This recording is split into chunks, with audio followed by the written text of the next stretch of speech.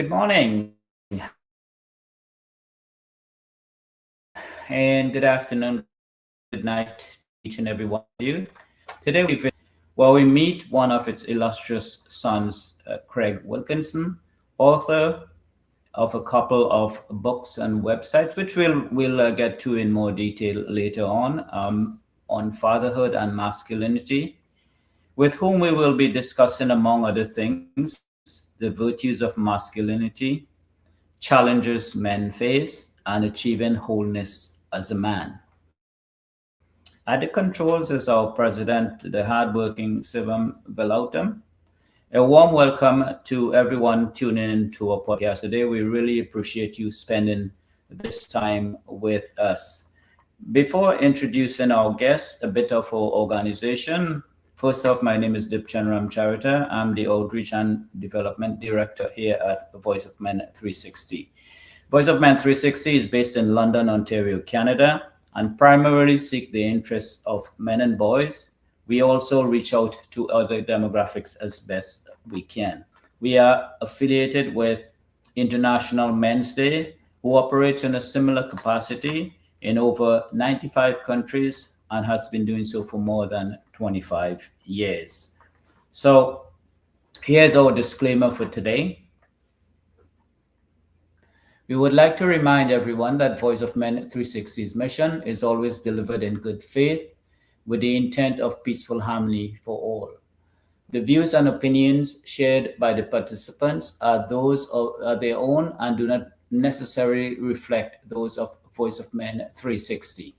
Please note that our content is not a substitute for professional, medical, or therapeutic advice. If you are struggling with personal challenges, we strongly encourage you to reach out to a qualified expert. Questions or concerns about today's episode or any of our content, feel free to email us at info@voiceofmen360. Before we get to Craig, actually, there's a very important announcement to make regarding the government of Canada's launching a drive recently to improve the health of men and boys in Canada. We encourage everyone to visit their website, and on it there is a questionnaire that we encourage all of you to complete and send it to the email. At the bottom of that questionnaire, you will see an email address for the Government of Canada for that specific purpose.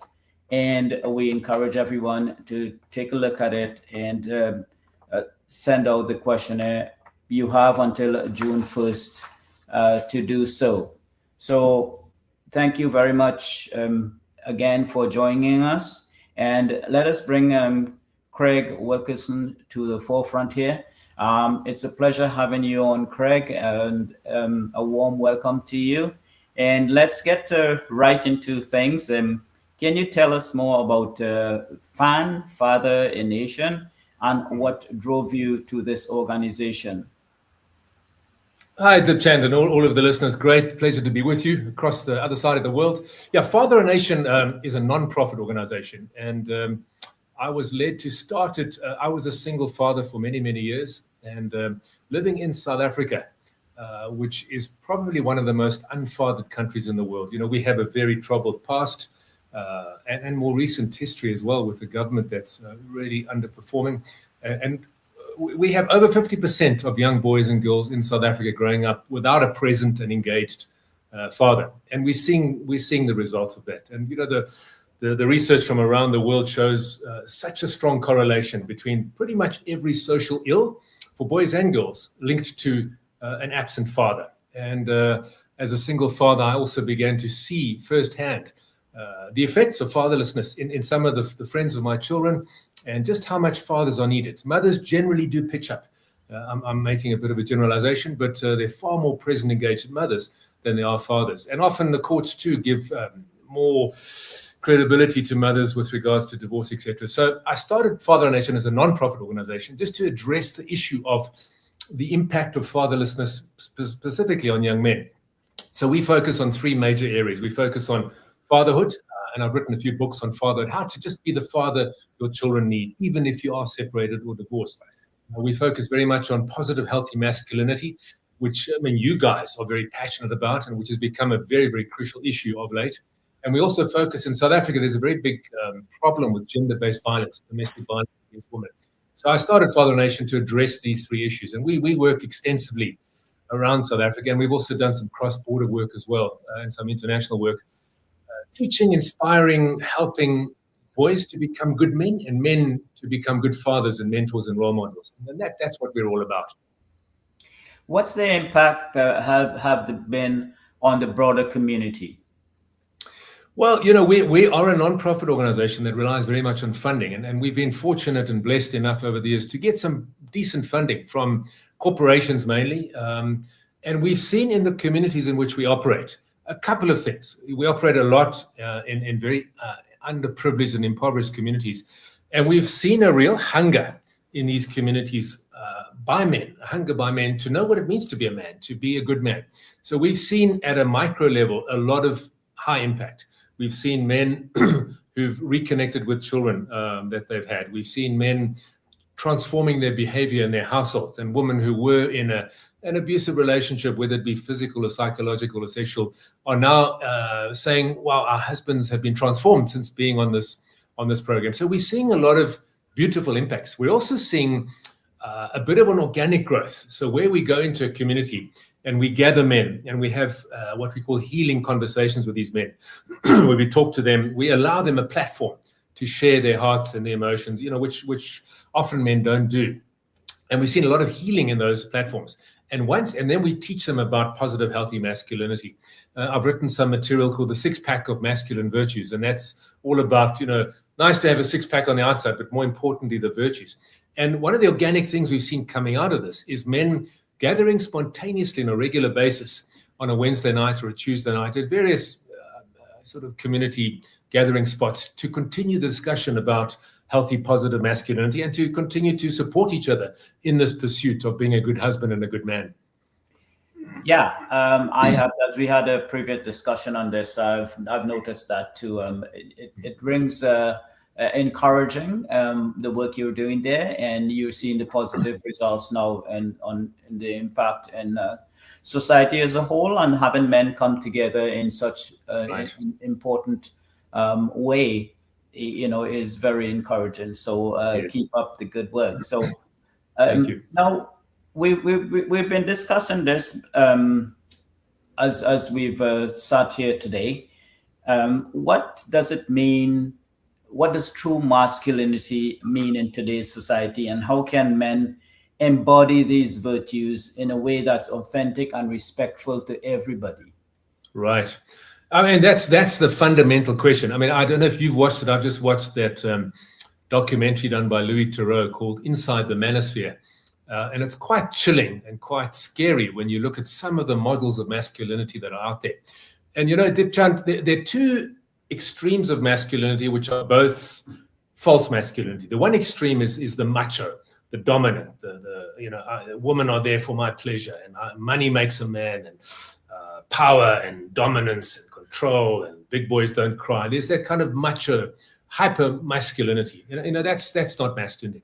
On the other extreme, you have passive masculinity. You know, these are men who can't make a decision, can't lead, often spend a very long time living in their mother's basement. They don't take responsibility. They don't step up and stand up. You know, they're passive.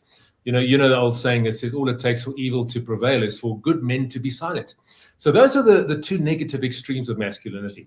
And in many ways over the years, because of a backlash against abusive masculinity, there's been almost a feminization of masculinity, almost like men become soft, become, emotional, And here's what true masculinity is. It's both the warrior and the lover. Now, the warrior is the man who takes responsibility. He says, I need to do whatever needs to be done. I must step up and do that. I need to take responsibility. I need to make it happen. If the going gets tough, well, that's when I get going. If someone needs my voice or my protection, I stand up, I take it, And in that warrior mode is where you're taking responsibility. You're doing your best to protect and to provide and to love. That's the warrior, and we need to do that. That's the man who steps up and takes full responsibility. And I'll go through the 6 virtues if you'd like. The other side of masculinity is, and if that happens to the extreme, it can tend towards the hypermasculinity. The other side of masculinity is the caring, nurturing, emotionally literate side of masculinity. As men, we are often taught and grown up to be emotionally illiterate. We're not encouraged to express our feelings. We're taught that vulnerability is weakness, when in actual fact, vulnerability is not weakness. Weakness is weakness. Vulnerability is not. Good point. And men need to be both the warrior, take responsibility, take it on the chin, man up, in a good way, but also the caring, nurturing, loving, serving, giving, emotionally literate, empathetic person. And when you have these two operating in tandem, you have a good man. A man is able to protect his family, provide for his family, spiritually, mentally, physically, be there for his family, but also the man who's able to listen and to hear and to understand the emotions of his family and to express his own emotions and to be nurturing and caring. And that's the key about what masculinity is all about.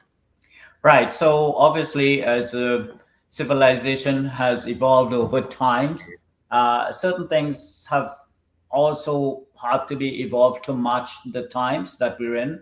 And yes, that's perfectly fine. But keeping in mind this particular thing, there obviously has to be still some traditional areas that you would carry on from the dawn of civilization today, Yes. like strength, courage, leadership for Absolutely. men. So obviously you need those things throughout as we go forward, but also you need to balance that with the idea of vulnerability, and that's a sort of a like a dicey area, because then you say you're not man enough if you cry and whatnot. So it's a sort of a balancing act that we have to perform to ensure we have the best of both worlds. We're strong and masculine and vibrant and rushing forward headlong, and on the other hand, when we have the softer side, Yes. we have to embrace that and deal with that as well, because it comes back to bite us, where if we don't pay attention to that, so it's important that we sort of balance that way of looking at life, the general outlook on life. Now, when it comes to challenges that men face, what are some of the most significant challenges in your mind that men face in your experience? And how do you see men emerging stronger, overcoming them and emerging stronger? Well, I think to a large degree, early childhood development and school years are not geared for masculine learning. Right. Boys have a thing called testosterone. Boys have a desire to use their gross motor skills, the desire to run and to climb things and to compete and to play ball sports. That's the natural learning mechanism of a young boy. And classrooms are designed very much for sitting down, being quiet, being still, listening, writing, more fun. They're very much more designed for the feminine way of learning. And so boys are not allowed the freedom of the playground to get out there and to exhaust themselves and to run and to wrestle and to have roughhousing. And as a result, a lot of boys grow up frustrated. They're frustrated because they're not being allowed to be naturally what boys are. The research has shown that if you free play in a playground situation, boys are likely to involve themselves in not organized sports, spontaneously organized sports, almost 10 times more than young girls. And so we need to create an environment where boys are able to and allowed to and given permission to be wild. The natural instinct of the feminine is to protect. So if a young boy goes to his mother and he says, "Mom, I want to climb that tree," the natural instinct of the feminine energy, which is beautiful, both are absolutely necessary, the masculine and the feminine, but the natural inclination of the feminine energy is to say, no, don't climb the tree, it's dangerous. Now, the young boy needs to climb the tree. He needs to test his boundaries. He needs to utilize this bombastic tendency that he has. He needs that. And if it's constantly curbed, you get a frustrated young boy. So that's one of the early childhood challenges that boys have. Another big challenge in today's world is that a lot of fathers are not present and engaged in their son's life. Now, a young boy one of the key questions on a young boy's heart. In fact, let me address two key questions on a boy's heart. The one question is, do I have what it takes? Am I man enough? Am I strong enough, cool enough, fast enough, intelligent enough? Do I have what it takes? And he brings this question to his father or an older man. A boy needs to be validated by an older man and told, you're the man, you're enough. You don't have to prove yourself. You are the man, you're enough. Now, a lot of boys don't grow up having received that message from their fathers. They're either, fathers can be physically present but emotionally absent, or they can be distant, or they can be just not emotionally expressive. I grew up with a father like that myself. A lot of us did. And so that validation from the older man is not forthcoming. And when that's not there, boys look elsewhere. The second thing a boy needs from a dad or a father figure or an older man is modeling and teaching about what does it mean to be a man.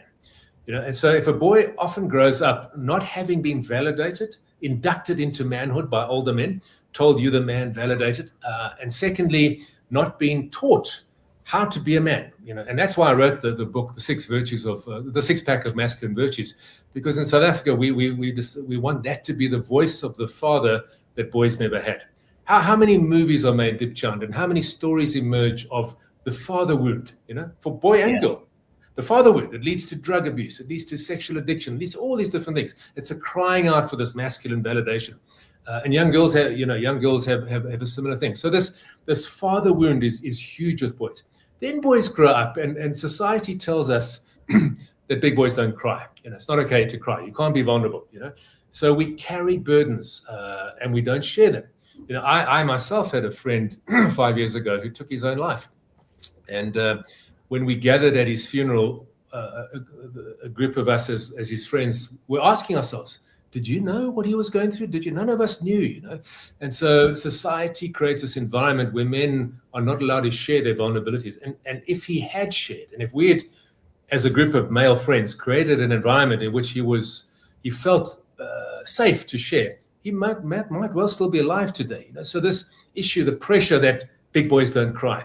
And now you've got a very confusing situation for men. You've got the cry, be in touch with your emotions, et cetera, but big boys don't cry. There's a lot of confusion around what masculinity is. And you've got these very, very toxic commentators and influencers, the Andrew Tates of the world, et cetera, that are just giving boys, there's a vacuum in boys' hearts. They grow up, who's telling me what it means to be a man? I want to be strong. I want to be powerful. I want to be competitive. But the world's telling me, no, you mustn't do that. You must curb that.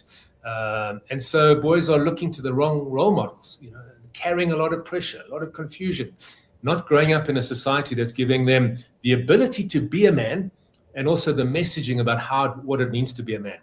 We're also dealing with a situation where, as you said, the world's evolved a lot and we've moved from an agricultural to an industrial to a very much intellectual, information-based economy in which women are competing on an equal footing with men. In a blue-collar environment, women don't compete on an equal footing because men are physically stronger, and that was the economy. Now the economy is all academic, and women are equal to men in terms of that, and they're competing. And so men are saying, well, what is my role? So there's a whole host of challenges that men are facing in the world, which can be easily overcome by good fathering and good male role modeling. And that's what you guys at 360 Degrees are doing. You're creating a platform for men to talk and share and also learn about what it means to be a man. So important stuff. Lots of important, valid points there. And as you mentioned earlier, it's a big problem here too. Young boys, rather, I should say, in primary schools, literally fed Ritalin and Adderall. And, when they're just rambunctious, they need to get out there and vent their masculine side of their nature, by rough housing out in the field and whatnot. And they're denied that, and they're made to sit quietly in a classroom, which goes against their nature. So even from the formative years, men and boys, boys obviously have this hill to climb, and then as you mentioned, being influenced wrong as they grow up. Fatherlessness is a major concern all over the world now, and not only for boys, for girls as well, because it's reflected in society later on when there is no influential father in the home. It leads to all sort of degeneracy. You have from prostitution, homelessness, Absolutely. addiction, incarceration, and I'm talking about teenagers here, right? And so there is a lot out there that has to be avoided, but again, you need the guidance. As Yeah. a young person, as a child growing up, you need that guidance. And there is a mental health struggles, societal pressures to be Yes. stoic, um, all these things. Then you have to navigate changing social norms and expectations, around masculinity. All those you have to overcome trauma, addiction, and other personal struggles. Now, obviously, not only men have issues in the world, women have issues as Sure. well. We're not trying to downplay those in any way No. whatsoever. We're just No. looking at ways to improve men and boys, starting from boys, obviously, as they grow older, how to become a better, not just a better man, a better person that would benefit not only themselves, but the community, their country, and the world at large. So all those things are vital cogs in the wheel for men as they progress into adulthood from a young child. So those are very important points that you've raised. Now, those are, very important, as I just mentioned. But when it comes to the question of wholeness, like to be the ultimate person, and again, not just to be a man, but for society. When it comes to be the question of wholeness, what is your perspective on how men can achieve wholeness and become the best version of themselves, especially in a world with so much conflicting expectation? Well, Dipchand, I think men have two sacred responsibilities. The first one is to grow your strength so that you can have the maximum strength, power, and influence. And that sounds a bit contradictory because we always talk about power is a problem. Power is the enemy. Power is not the enemy. It's how you use your power that's an enemy. Nuclear power can be absolutely brilliant. It can power up an entire city, or it can destroy the whole city. And masculine power is exactly the same. The strength we have physically, emotionally, spiritually, economically, whatever strength we have is important because it can be used for good or bad. And so the first sacred responsibility is to grow your strength, grow yourself mentally, spiritually, physically, emotionally, relationally, grow yourself. And the second sacred responsibility is because you want to have the maximum influence for good. And then the second sacred responsibility is to use that strength only for good. And as men, we need to go through processes. Very few of us as men and women, but we're talking about men now. And as you said earlier, this is not about men or women. It's about both. Men and women are equal co-creators of the world. But at the same time, we're different. And the difference is beautiful. Exactly. So every man needs to go on a journey. None of us arrived at adulthood completely whole. The journey from boy to man is fraught. Firstly, the early developmental stages of a boy is very feminized. Most early childhood development teachers are women. You go into primary school, vast majority are women. In households, often it's the man who's absent, not the woman. But then you have the wound of an absent father or an abusive father. You have the wound of bullies in the playground. You have the wound of societal expectations that you can't meet. We grow up and we arrive at adulthood, and there are wounds. The big wound is for man. The big wound is I don't have what it takes. I'm inadequate. I'm not enough. I'm not clever enough or rich enough or fast enough or strong enough or good looking enough, And most of us men carry that sense of inadequacy. I'm an imposter. I'm not quite good enough. That's a wound. And what we do in response to that wound is we do a whole bunch of stuff. Number one, we pose, we act, we put on a show for the world because we think we need to do that because that's what would be acceptable. If people really knew me deep inside, they wouldn't like or respect me. So we act. We often turn to addictions of some sort. Addictions could be gaming. Gaming's become a real addiction for young men. And if you think about it, it makes sense because boys want adventure, they want battle, and they find it in a computer, in a virtual scenario, as opposed to the real life. So gaming can consume young men. Pornography has become a major, major addiction. We women have tremendous power in our lives to make us as men feel good about ourselves or to feel terrible. A wife can make you feel like a king or a worm. And so we often bring our scorecard to women. Now you think about pornography, the act of intimacy, sexual intimacy is the ultimate affirmation of a man, but it's to be done only in the confines of a committed relationship, But now you think about pornography, that's why it's so addictive, You look at porn and all these women that you can see, and so many men go down that route of absolute addiction to pornography, Drinking becomes a thing, an escape. Drugs, gambling, you name it. Even excessive good things, excessive working, workaholics, excessive gymming, sport, we escape into these things to make us feel good about being a man. And so the journey to wholeness, to get to your question, is as men, we need to look in the mirror and say, well, are there triggers? Do I have an anger issue? Are there things that make me feel insecure? Are there any habits in my life that are destructive to me or others? Drinking too much, watching pornography, whatever it might be. And that's a sign to me that I'm not whole. That's a sign to me that there's something wrong in me because I'm not content and whole within myself.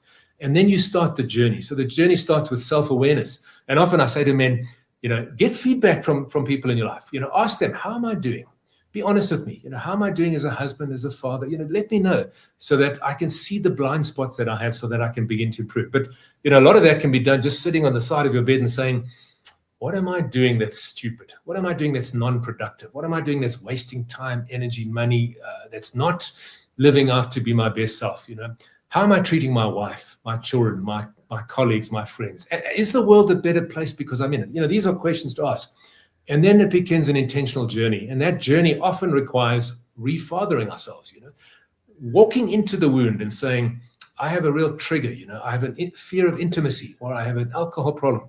Walking into that and then finding the necessary resources. It could be psychological counseling you need. It could just be sharing with a friend. It could just be watching YouTube clips of good men and women who are teaching you the right way. It could be a self-help course, And then you begin a journey of saying, well, physically, am I in the best shape I can be? Spiritually, am I in the best shape? Emotionally, am I emotionally intelligent? Am I good with people? And do people feel better in my presence? So you go on this intentional journey of self-improvement and healing.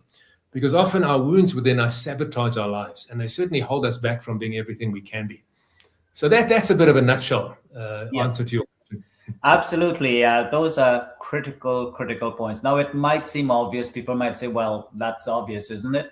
The sad reality is they're not being practiced. And obviously for the reasons you've mentioned, fatherlessness being a major area. But as you mentioned, there is that really important part of self-reflection and self-awareness.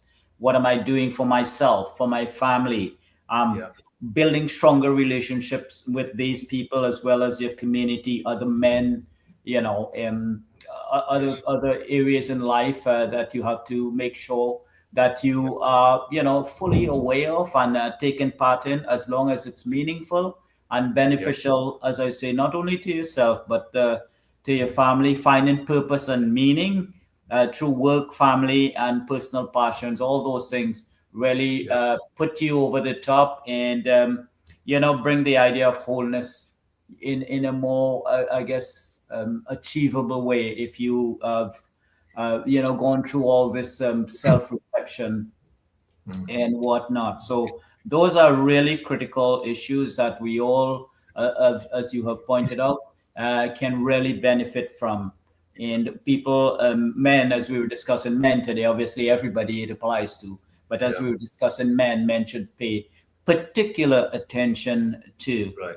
And speaking of which, I know you've written a couple of books, and I would like to delve a little deeper into that. Your book explores several key concepts relating to masculinity and personal growth. Can you walk us through some of those, the core ideals in your book? And which one do you think is most pressing for men today to understand and address? Right.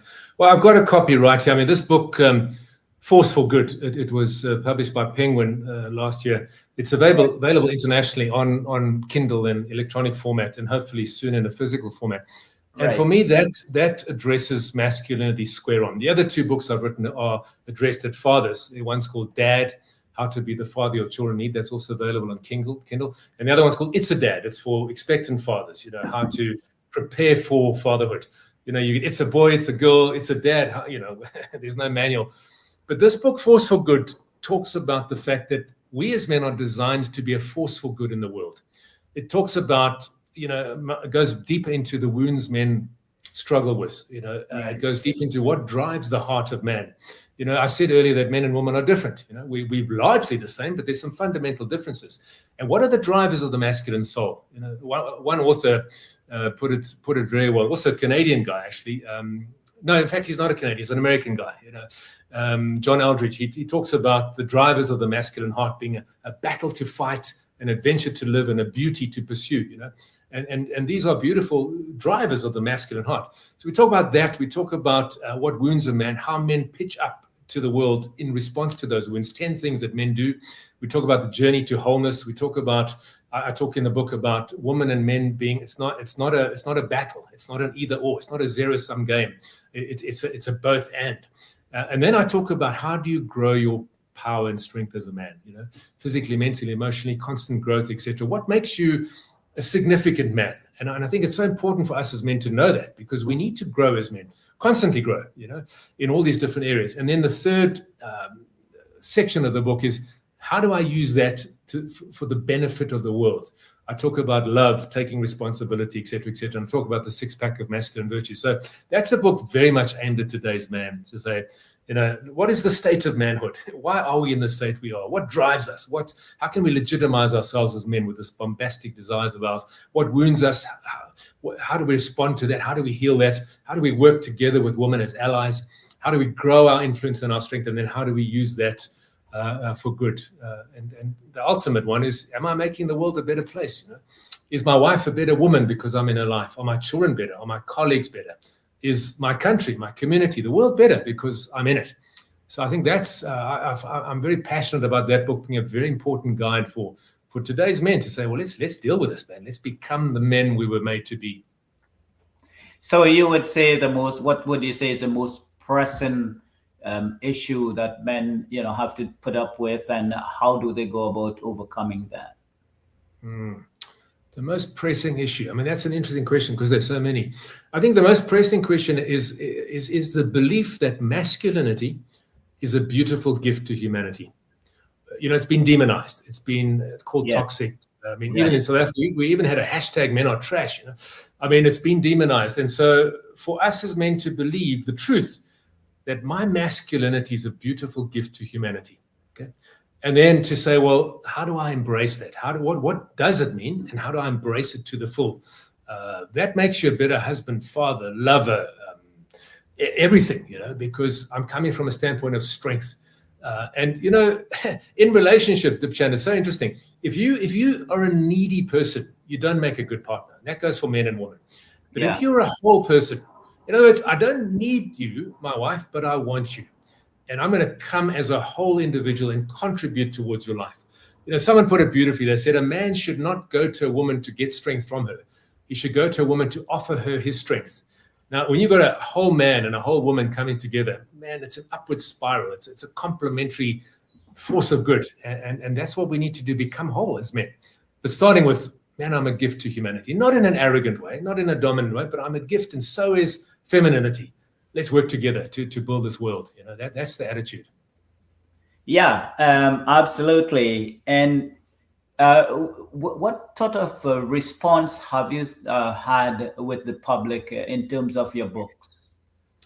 Wonderful response. Dipchand, men and women are hungry for this message because we've seen things so distorted over the years, haven't we? We've seen the battle of the sexes. We've seen masculinity go to the extreme, even feminism go to an extreme where they just, and so men and women alike are very hungry for this message of what is true, authentic, good masculinity that values everybody, respects everybody, works together as allies. There's a hunger for that because it's been so distorted, So the response has been fantastic. That's very encouraging, and that's fantastic news.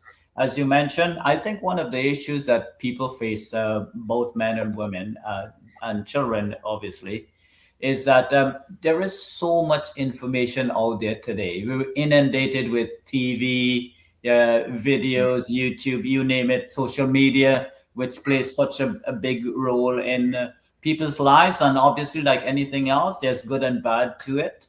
And so people are starving for the information that would really propel them forward in terms of meaning and purpose in life. And we need guidance, and we need also self-reflection and awareness. It's not one or the other.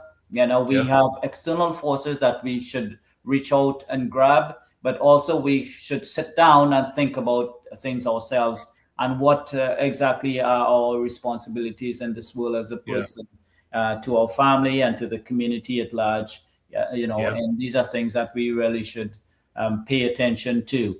Now, obviously, during this session, we've spoken about men and their role in society, but specifically, let's talk specifically, what role do men play in shaping our society, and why are their contributions indispensable? Well, men and women are equally valuable partners in creating the world. If you take both boys and girls need both a mother and a father for different reasons. If you think about a young girl, a young girl's first romance is her father. She looks to her father to love her, to care for her, to nurture her, to make her safe. She looks to her father how does she treat her mother? He's her model of what a man should be. She looks to her father to set the bar as to what is acceptable behavior from a man. And so the father's responsibility to his daughter is enormous, and he shapes her perception of what manhood is and what womanhood is and how valuable women are and how important men are. He shapes that.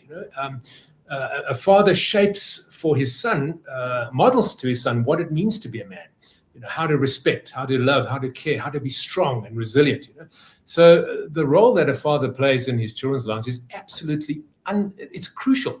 Now, a mother cannot do that. So I, as a father, as a man, cannot teach my daughter how to be a woman, because I'm not. I can teach her all sorts of things, 80-90% of what she needs to know, but I can't teach her how to be a woman. A mother cannot teach a son how to be a man, because she isn't a man. She doesn't deal with the testosterone, the things that men deal with. I don't deal with the periods and all the hormones that my daughter goes through. And so men and women are both absolutely indispensable in this world. If you look at the natural inclination of a man, it's to pioneer. If you look at pretty much every development that took place historically, it was a man wanting to explore, to go out to sea and see what's there, to climb that mountain, to dig under. So there's that masculine energy is so crucial in today's world, and in creating a family. Now, families are the backbone of society. You destroy the family, you destroy society. And so the presence of a father in the household is absolutely crucial in terms of creating a healthy, strong family unit, a healthy whole boy that becomes a man, a healthy whole girl that becomes a woman. It's indispensable, and so are women. We both need it, and I think that's something we should never ever allow to fall away. Yeah, and men are also, like, a lot of men are leaders in different capacities, political leaders, religious leaders, and whatnot. Yeah. And so, you have a lot of these men in important positions out there as well that help to shape the world. Absolutely. And one pressing concern is the idea of this high suicide rate, especially among men. What is it like in South Africa, especially where you live, like in Johannesburg? What do you think? Sorry, I just wanted to. It's a two-part, and so what do you envision your work contributing to a decrease in this rate, and what other measures do you think could be implemented to mitigate this problem? It's a manifestation of all of the problems we were talking about with masculinity. The statistics are very interesting. More women attempt suicide than men, but 4 times more men succeed in killing themselves, because men are lethal. Men are far more lethal. Often a woman is crying out for help, or she's just not as violent as a man, so she doesn't succeed.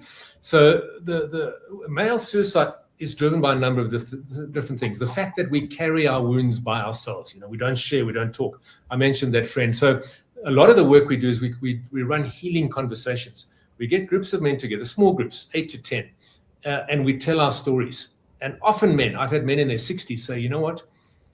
I'm sitting with a bunch of strangers, but this is the very first time I've told anybody this, because we give men permission to share their stories. And then we validate those stories. We say, hey, dude, this is real. I see you. I validate you. And in fact, I've had a very similar thing. When you get brothers together, the research shows that men are lonely.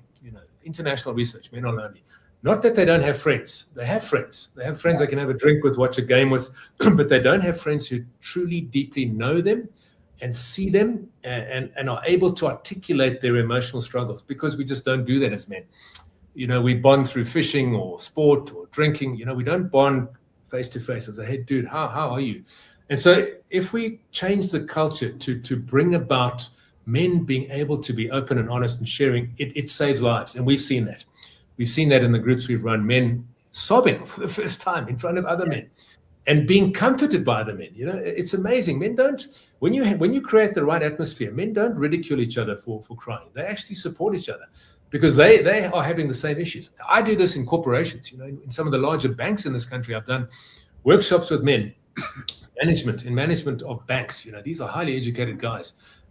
And for the first time in their life, they've been working with a colleague for 10 years. They know nothing about him. They know what soccer team he supports. They know what his favorite beer or whiskey is, but they don't know him. And by doing this, we break down barriers and we legitimize emotions, and we teach emotional literacy, and we build what we call a band of brothers who are then able to support each other. And it saves lives, no doubt about it. Yeah, absolutely. And we've certainly covered a wide spectrum of areas that can benefit men and by extension, society. So it's important to pay attention to all these virtues that can be achieved, but we need to put in the work to get there. So here's a bit of a fun part. I'm going to ask Razor 5 areas of, interest. And for each one, I just want you to give me a one-word answer, what comes readily to mind. So let's start with masculinity. Service. Very good. Vulnerability. Strength. You certainly need that. It's an important part of dealing with it. Leadership. Progress. Yeah, very, very good. Fatherhood.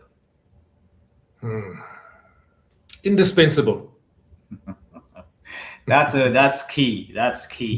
And finally, and not the least of it, healing. Real. Yeah. It's part of a journey that needs to be. It's missing in a lot of people's lives, and it's essential for us to create ourselves more as a whole human being. So yes, we need that healing, and healing comes obviously in all forms. It's physical, mental, spiritual. It's the whole shebang. So if I had to go back, sorry to interrupt you, if I had to go back, I might say for masculinity, I might say safety. And for leadership. And leadership service. As well. Well, there are so many angles to this, so it's a lot that are important. We're almost to the end of our broadcast for today. And before I get to my final question for you, I just want to give our audience out there some general information about our organization. So our phone number is 226-289-8784. Our email address is info@voiceofmen360.org. And our website is www.voiceofmen360.org. We're pretty much on all social media platforms. You can find us on Instagram, LinkedIn, Twitter, YouTube, and TikTok. We have a YouTube channel, Voice of Men 360. We would really appreciate you joining us there. Invite your friends and family as well. and support us as best you can. We would really appreciate it. There are lots and lots of videos out there and other things that would really grab your interest and be a benefit to so many people out there. And Facebook, we have a Facebook book group page. It's the same thing again. Lots of articles in there. Please invite your friends and family to participate. Come out and check out our Facebook as well. So lots of areas. It doesn't matter who you are. What demographic you come from, gender, religion, whatever. None of that matters to us. The point is, we would welcome one and all to join us in this journey forward, where we improve or try to, at least, the lives of men and boys, particularly, but not necessarily exclusively. So we involve ourselves with other members of the community, the indigenous community. We've had quite a bit of interaction with, as well as women's council and women's groups as well. We've had some interactions with them. So lots going on with us here at Voice of Men 360. So Craig, it's been a pleasure having you. And just for the audience out there and for people in general, can you share some of your contact information so that people can have an idea about where to reach you? Sure. Well, anyone's free to email me at Craig at Craig Wilco, CraigWilko.com. Craig at CraigWilko.com. We're on all social media platforms as well under the Craig Wilco handle, or the Father A Nation, which is our non-profit organization. And be great to hear from you and interact with you. Absolutely. So everybody out there, Craig, please check out his books, his websites, and there's lots of interesting information there for one and all. So we're pretty much at the end of this Open Up podcast for today. A massive thanks to our special guest, Craig Wilkinson, for this enlightening discussion. Our sincere appreciation to all of you who joined us today, and hopefully you have found it as inspiring and meaningful as we have. A big thank you to our president, Sifan Velautam, for manning the fort to ensure as seamless an operation as possible. Please join us next week, Sunday the 12th, at our regular time, 7 p.m. Eastern Standard Time, when our guest would be the wonderful Dr. Charlie Peterson, speaking on the critical and often overlooked fatherless crisis. So thanks again to everyone, and thanks to you again, Craig, for this fantastic journey that we've experienced together. And to all of you out there, and thanks again for joining us today. So from all of us here at Voice of Men 360, cheers. Cheers.